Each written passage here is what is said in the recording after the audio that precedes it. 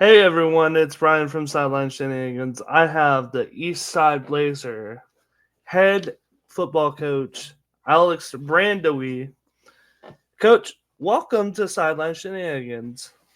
Thank you so much for having me. I appreciate the opportunity to be with you and talk about our program and talk about what we got going on Oh, here. So thank you so definitely, much. definitely. Let's just get right into like your schedule. So you got Woodlawn, Michael Mosier at Adams Central, West Yep. Noble, Churubusco, Garrett, Prairie Heights, Fremont, Central Noble, and Angola. Yep. Tough schedule for the most part. Yeah. With our out of conference games to start and then our conference games taking over in week three, we get a lot of opportunities to test ourselves throughout the course of the season, and it's fantastic for us because it puts us in a position to where you kind of have an idea of what you're good at and where you maybe need to keep getting better by the time the tournament gets here. You got Adams Central in week two, and then we saw them again in a sectional championship down the road later in the season, but you go from Adams Central in week two to West Noble in week three, and then you got Churubusco and Garrett in consecutive weeks after that. That's a 4 game stretch where it gets awfully difficult because those teams are well coached. They play their tails off, and they make you earn it. So it's a good opportunity for us to have a schedule like that to make sure that by the time the tournament gets here, we're tested. We're tested and we're ready to roll. Definitely. Um, like like I said, like you said, they're tough. There's some tough teams on the East Side schedule. Like all hats off to Adams Central. Great program. Incredible. Yep, Great absolutely. And they're program. between Coach Mosier and their entire staff, they do things the right way too.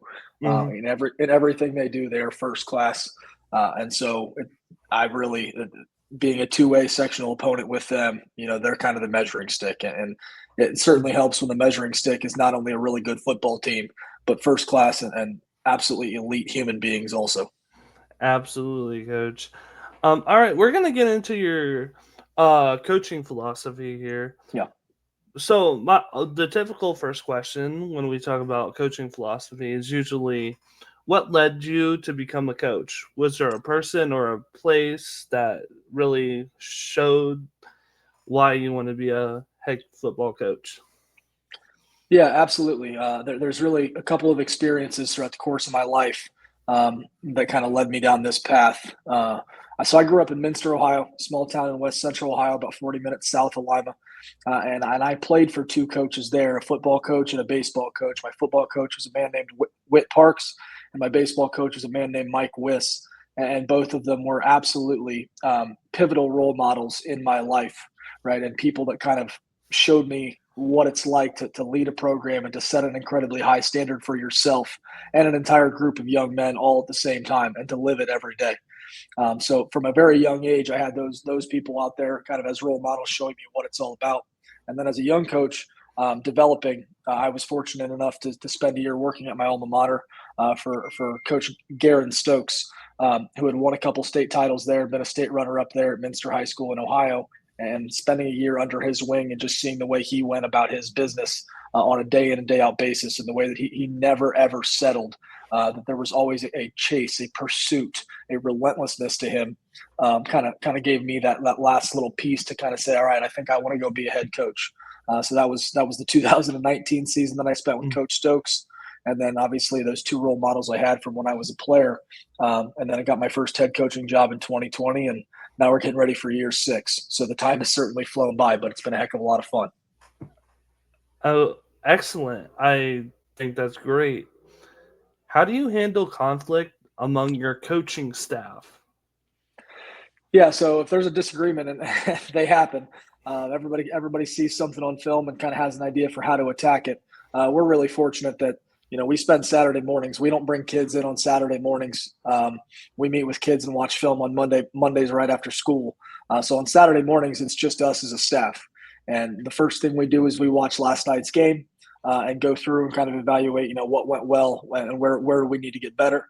And then from there, we break off into an offensive group and a defensive group, and we watch next week's opponent. And from there, you kind of start to have those smaller group conversations between the offensive coaches and the defensive coaches. And then usually at the end of that, we kind of all come back together and kind of say, okay, here's kind of what the game plan looks like moving forward for this next week's opponent. And yeah, there are sometimes disagreements, and really my job or my role as a head coach is to take all of those opinions and let's evaluate everything that everybody's thrown out there and put on the table, and then let's decide. Let's decide on a game plan. And one of the things that I ask, of our staff is that when we make a decision on Saturday or sometimes they bleed into Sunday about what we're going to do or how we're going to attack the opponent this week, that decision is made. That decision's what we believe is in the best interest of us as a program.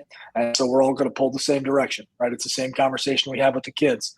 We all got to pull in the same direction. We talk to the players about that all the time. So we have to exemplify that as a staff. And sometimes that means, that something an assistant throws out on a Saturday morning maybe isn't the direction that we go, but I'm incredibly grateful to have the guys on my coaching staff that I have, because at the end of the day, every single one of them only wants what's best for Eastside football. It's never, ever about one person. It's not about me. It's not about any one of our coaching staff. It's about how do we put our young men on Friday night in a position to be successful. And that really is the focus. So my staff's incredible about putting egos aside and just kind of doing what's best. And that helps that process quite a bit as well. Oh, excellent. What is your stance on in-game risk-taking? So I think it's all situational, right? And the situational part of the game is really the fun part of the game, because it's the part where you got to manage. You got to think your way through it. You're playing chess a little bit more than just lining up and going. And so there are spots. There are spots where we're going to take chances, that we're going to be a little riskier, whether that's offensively or defensively. Offensively, maybe that's taking a shot play or some sort of a trick play or something that we've been working on. And defensively, sometimes that means ramping up the pressure a little bit. And every one of those equations is a little different. Sometimes you get yourself into a situation where maybe you watched on film and you're not the more talented team on a Friday night. And if that's the case, and it does happen, you have to be willing to take a few more chances. If all things are equal, my tendency is to maybe not be the riskiest of decision makers. But, there were some times last year when we played Adams Central, we played a really, really good Garrett team, or when we went to West Noble. We went to West Noble and we pressured as much or more than I have at any point in my career defensively, because we thought it was something that could level the playing field for us. So all of those things are factors that we weigh and consider. Obviously, what your opponent is doing against you is a part of that conversation as well. But a lot of that is conversations that you're having with your staff, with your assistants. I mean, we started off a sectional championship game with an onside kick that we recovered against Adams Central, right? And for us, it was a let's evaluate whether or not the risk is worth the reward here. And when you're playing a team that was as good as Adams Central was a year ago, and I anticipate them being as good again this year, sometimes you gotta take a little bit of a chance. And we thought we could flip some momentum early by taking a risk, by going with an opening onside kick. We recovered it, and we were able to ride that momentum for a little bit. So all of those things are factors, right? And it's who you're playing, it's the time, it's the down distance situation, it's the conversations you've had with your staff, it's what you've prepped your players for all week, is the stuff we've gone over in practice. All of those are factors that kind of go into that conversation, and then ultimately, it's my call to say yes, let's do it, or no, not right now. And so I'm kind of weighing all of those factors at the same time. Excellent, Coach. Excellent. All right, Coach. How do you handle emotional control during a game? Yeah, it's a difficult thing sometimes, right? Because we put a lot of time, energy, and effort into it, and it's an emotional thing on Friday nights, and whether it's a player or whatever the situation may be, and I want our guys to play with a ton of passion, to play with a ton of energy and a ton of emotion, and so sometimes that means that they butt right up against the line, and I think for me the biggest part of that is if I'm going to expect them to know where the line is, I have to know where the line is, right? It's got to start with me. I can't be the guy on the sideline that's going nuts, crazy, losing his mind on officials and all this other stuff. I can't be worried. I got to be worried about the next play. And we talk with our guys about it all the time. that just go to the next one, go to the next one, go to the next one, go to the next one. And they hear it next play so often that I think for us, it does help us limit some of that emotional build up that can go overboard sometimes. That's not to say it doesn't happen. They're 16, 17, 18-year-old young men, and they're out there getting after it. So sometimes it happens. You pull a kid off to the side. It's not a butt chewing. It's nothing like that. It's saying, hey man, you good? And giving him a second to catch his breath, to reset himself, and then put him back in the game and let him go do what he does really well. And so for me, a lot of times it's just kind of giving them that 30 seconds to reset. Maybe you take them out for a play, collect themselves, and they're back in the game. But again, that starts with me. I have to be emotionally under control if I'm going to expect 16, 17, and 18-year-olds to be emotionally under control as well. Okay, so we're going to get into team philosophy here. What defines East Side football? Yeah, if I was going to boil it down, to kind of its base here, we are a process-oriented football team, and our players hear me talk about the process. And what is the process? The process is just getting one day better. I don't know what we're going to look like tomorrow, but I know that on June 2nd we have our first lift of the off season. So I'm right now I am focused on how do we maximize and get the very, very most out of that first lift on June 2nd. How do we get the most out of everything we're going to do, speed and agilities, on June 2nd? Then we have a lift again on June 3rd, and we have practice after we lift. So once I get through June 2nd, then I'll worry about June 3rd. And that process part of just stacking one little good day on top of another, it reinforces habits. It builds character. It requires you to be committed to detail stuff. You can't gloss over little details if you're truly committed to a process. And so our players hear me talk about it all the time, but at the core of what we do, it's this process that focuses on just getting one day better that we believe is going to put us in a position to be successful when Friday night, week 1 gets here. But that's so far away right now. It can't be anybody's focus. It can't be mine. It can't be our players. It can't be our staff. June 2nd right now is the single biggest thing we got going. And then after that, we'll focus on June 3rd. How important is conditioning to your system? Yeah, I mean, it's definitely part of what we do. So we have our guys in the weight room 3 days a week in the summer, and it's not just our guys. And that's probably the best part of what we got going at Eastside is we call it speed school, and it's for all of our athletes, football players and otherwise. And the best part of it is, you show up on a Tuesday morning, 8:00 in the morning, and we got 100 kids because it's our football players, it's our girls basketball team, we got track runners, we got basketball players and wrestlers, and everybody that's an Eastside athlete's welcome to be there. Because what we're developing is athleticism. We're not developing football. We're developing athleticism for that hour and a half, Monday, Tuesday, and Thursday. And so a third of that time is conditioning. They have 30 minutes of conditioning 3 days a week all summer long. And I have the conditioning station. Our strength coach has the weight room. The head baseball coach and one of my assistants have the speed and agilities portion. And I, as the head football coach, I have the conditioning portion. So I get 30 minutes with every athlete 3 times a week to condition. And sometimes that means we're out on the track. Sometimes that means we're on the practice field. But when you do it 3 times a week, all summer long, it's something that is a priority for us, that when we get to August 1st, we are in shape. We are ready to go. It's not a conditioning question anymore. All right, Coach Brandewie, what's your team identity on offense and defense? Yeah, so offensively, we're going to run the football, and we're going to try to control the pace of the game, control the tempo. So we're in the pistol and the shotgun, some a little bit of both. I'd say we're a pretty even mix, but it's centered around a downhill running game that utilizes multiple running backs when we can, and the quarterback run game is a part of what we're going to do as well. And for us, it's really a fundamental belief that if you can run the football, you can control the pace of the game, and that it does open up the ability to throw the ball and create things in the passing game as well. And so for us, it's going to start with running the football. It's going to start with the guys up front and with a quarterback that can be a good decision maker, back there behind the center. So it's really focused on that. to start the whole process off for us. Defensively, we're an even front team, so we're four down linemen. We play some one high safety looks. We play some two high safety looks. I would say for the most part, we are a pretty standard base 4-3 defense, but with kind of the way we move safeties around, sometimes it probably looks more like a 4-2-5, and sometimes it probably looks more like a 4-4. But I would say at its core, it's a base 4-3. A lot of that is game plan dependent, a lot game plan specific, and kind of what we're getting from the other team. I would say the same thing is mostly true on the offensive side as well.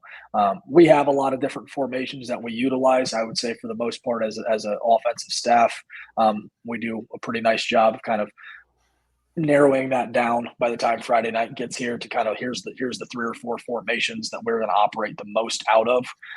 But we're pretty multiple in what we're able to do offensively and defensively. And so I would say, it starts with being able to run the football on offense and be multiple. And defensively, it really starts with let's be aligned correctly and fly around after the ball snapped. At our core, if we do those things, on a Friday, we believe that we have a chance to win every week. All right, Coach. So my next question is, do you prefer home or away games, and why?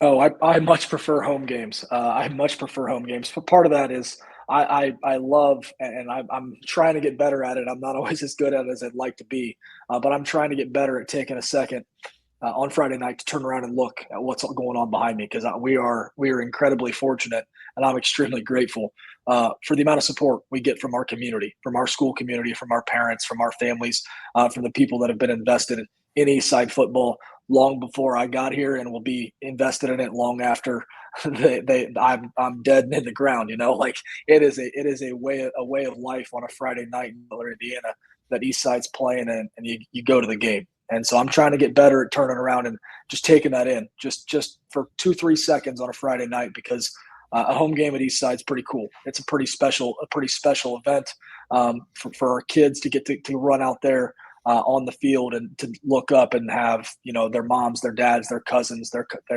aunts and uncles, their grandparents, their community, and their classmates, and they're all up there in the stands rooting for us. And so for that reason, I really love what we get to do when we play a home game, because we're really fortunate to have some pretty tremendous support. Okay, so my next question is, do you like opening the season at home or away? It cuts both ways. We're fortunate in that we travel quite a bit during the summer to go play different opponents in different locations. This coming summer, we'll be up at Trine University a couple times. We're going down to Muncie once. We're going over to Columbia City once. So we travel quite a bit during the summer. And so I would say in week one, I almost prefer to be at home. The only downside to that, and the reason I say it cuts both ways, is the way it sets on our schedule. If we're home in week one, that means we're away in week two. And week two is Adams Central. And so the more I can play them at our place, the better, because I like playing them at home on our field. But either way, right? Either way, at some point at 7 o'clock on Friday night, we kick this whole thing off, and our guys are going to go scrap and compete their tails off for 4 quarters. And whether that's at home or on the road, we got to show up prepared and ready to go. What was the most memorable game you've coached at Eastside? Yeah, so I would say there's two that really stick out. One from each of the years that I've been there so far. The first one would be at home in what would be week 8, my first year against Central Noble, and whoever won the game won the conference. And it was one of those perfect, late season evenings where there's just a little bit of chill in the air, and there's a light mist coming down, and I could see it on our faces, on the guys' faces down in our end zone as we got stretched, that we were ready. We were ready, and they could not wait to get to 7 o'clock. And there was something about that moment that kind of just resonated with me, to where I said, God bless it, I'm pretty darn fortunate to get to do what I do and get to do it where I get to do it. And so that moment is something that kind of will always kind of stick with me about my first 2 years here at Eastside. And then the second one actually was this past season in round 2. We played our second round of the sectional at Prairie Heights. And we're in a spot in the second half of that game where they're driving to try to cut it to a one-score game late, and it's fourth down, and the ball's on the 1 yard line, and it's time to make a play, right? It's put up or shut up time. And their ball carrier disappears into a pile. And on the next thing I know, number 99, Jonas Richmond, one of our defensive ends, he's sprinting down the field the other way with the ball in his hand. And he went 99 yards for a touchdown and kind of broke that thing open. And just the joy and the excitement and the love that you could feel for him and just our team on our sideline and from our fans behind us was a pretty special moment. It was a pretty special moment for that young man, and it was a pretty special moment for everybody that was there, because I don't think, defensive end number 99 going 99 yards for a touchdown doesn't happen every day. So that's one of those moments that'll stick with me for a while also. Especially for a big fella. Yeah, he's a fantastic kid, man, and he works his tail off. And for him to make a play like that in that moment, I could not have been happier for him. Who's your favorite coach to coach against? I think on our schedule right now, there's two that really stand out. Coach Mosier at Adams Central, him and his staff, they just demand the absolute most out of you, right? Like, if you're going to compete with them, you have got to coach your butt off, and it has to start.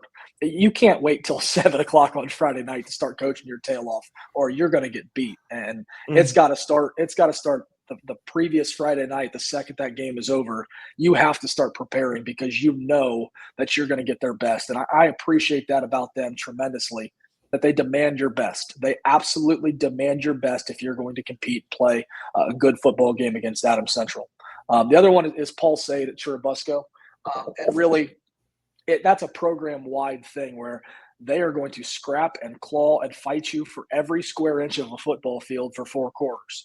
And so you better have your kids ready to fight and scrap and claw, or you're going to be in for a long night. And I appreciate that he and his staff demand that level of gritty toughness and physicality from their kids, because it really challenges us to kind of match that level, to be at that level if you want to play a good game against Churubusco. So those are kind of the first two people that are on our schedule that kind of jump out to me for similar but not necessarily the same reasons, is that they require me to be really good if I want to have success against them. How far will Eastside travel for games? So our furthest away game right now is at Adams Central in week 2, and starting in 2026, our week 1 is going to be South Adams. So that'll be a little bit further. But then during the course of the summer, we travel up to about 2 hours to participate in summer events. So we're going down to Muncie Central. We did it last year, and we're going down there to do that again this year. It's about 2 hours in a bus, but it's perfect. I told our staff that was a great day for us last year, and we're going to do it again this year, because you get all of our kids on a bus, you drive them 2 hours away, and you play somebody they don't know anything about, and it requires them to be really focused on doing their job. Just do your 1/11th on every play, because you don't know this opponent. You don't know what this opponent does. You don't know their X's and O's. You don't know their players. You don't know any part of it. So the only thing you can focus on is just doing your job as well as humanly possible. And so I really like that part of our summer schedule. That was something we put together last summer, and I'm excited to do it again this summer. All right, Coach. At the end of every episode, I like to do shenanigans. It's Okay. like shenanigans around your program. Yeah. So who's the funniest player on your team right now? Boy, we have a senior linebacker. There's two that jump out: a senior linebacker and a senior defensive end. So Casey Hewitt is a senior defensive end. He's a pretty funny kid. He's quick. He's got some clever little one-liners that he throws in there. And then the senior linebacker is Jake Worsler. I love him. He's a goofball and a half, but I love him, and I love that. He was banged up a little bit last year, and his first game back, it's his second play back after he'd been out for a couple weeks. And you do block destruction drills with kids all the time and help them get off a block. And I go back and watch it on film. I'm like, I think Jake just tried to jump over that guy. And so we get in the film room on Monday. I was like, Jake, I don't remember any part of our block destruction circuit where we talk about going over the guy. And he looked me dead in the eye and he said, "It worked, didn't it?" And I was like, yeah, man, I guess it did. But I appreciate the guys like that, they work their tails off and have a lot of fun, but they're willing to, joke around a little bit with you too. Have you ever had a Gatorade bath go wrong? I have not. And that's a good. I've not had a Gatorade bath, and I'll be honest. You usually get those late in the season, and it's a little chilly out when that happens. I'm not sure. I know that if I ever get one, it'll be because our team has accomplished something really really cool. But I'm sure it'll be a little chilly. But we got a lot of work to do to get to the position where you play a game for a trophy and you earn that bath, right? And that's the thing. You don't just get those; you earn those. So hopefully I'm able to earn one of those here in the next year or two. Who on your staff would win in a foot race? Well, Coach Mason's going to tell you it's him. He's our offensive coordinator. I don't know that. I don't know that I agree with him. I think it's probably Coach Fogel, our running backs coach. Maybe 5, 6, 7 years ago, I think I would have had a shot. I don't know. I don't know if I got it in the tank anymore. There's some people it definitely isn't. I can tell you that. I'm pretty sure Coach Dove's not winning that race. Coach Bro's probably not winning that race. I think it's probably a 2 or 3 horse race, if I'm being honest with you. But I think Coach Fogel probably wins it. Have you ever been mistaken for another coach? Not that I know of. I know when I took my first head coaching job in 2020, I had spent a couple years as an assistant there previously, but then I'd been out of state for a little over a year. And so there was a lot of, you meet with the officials pregame and they're looking around trying to figure out who the head coach is. And 6 years ago, that was, or 5 years ago, I guess, I didn't have a 6-year-old and a 3-year-old at home, and I looked a little younger. So there was a lot of times where they couldn't figure out who the head coach was because I looked like a 20-year-old running around out there. So there was some of that early. 5 years coaching high school football as a head coach. I don't look nearly as young as I used to. All right, Coach. Who would play you in a movie? Whew, boy. That's a good question. I don't know. I've been watching a show with Tom Hardy in it lately, so I'm going to go and say Tom Hardy mostly because I've really enjoyed that show. He was in a show called Mobland that Coach Mason and I both kind of been hooked up on. So the accent, the British accent's going to be weird, but I'll take him. All right. So my last question of the day is, what's the most random thing you've had to deal with as a coach? Boy, with 16, 17, and 18-year-olds, it feels like it's always something. There's man, I'm trying to think off the top of my head. We've had some real interesting ones. We had a kid, and this I hate it for the young man, but it worked out as an incredible situation that we had. My second year as a head coach at Manchester, we had some seniors that after Thursday night practice, going into our first round of the sectional, decided that they were going to have a running race, and we had a kid get banged up a little bit and struggle with that. But it really kind of shines a light on when you surround yourself with 16, 17, and 18-year-olds, and they compete like that. They compete at everything they do. Whether it's football or a running race with their buddies or rock, paper, scissors, that it breeds success. And so we're really fortunate here at Eastside to kind of have a group of people that they are competitive as all get out, and we can't wait to get started with them because we believe that competitiveness breeds success. All right, Coach, I want to thank you again for coming on. Good luck on your season. I'm Brian Thank you Jones. so much. He's Alyx Brandewie. Thank you for listening.